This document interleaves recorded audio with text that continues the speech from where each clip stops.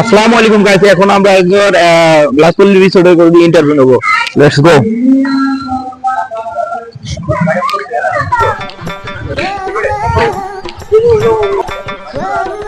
ভাই, আপনার পরবর্তী মানুষকে কি বলতে চান? পরবর্তী মাসে কি বলতে চাই, সেটা দাম করে হবে না ভাই। কি বলতে চাই, ধাম করে তো বললে হবে না তো ভাই।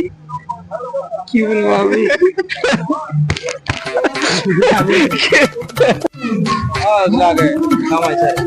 ভাই, আপনার পরবর্তী মানুষকে কি বলতে চান?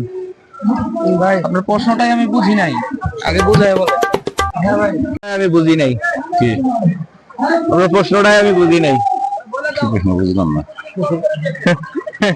কি প্রশ্ন বুঝলাম না? কি প্রশ্ন বুঝলাম না?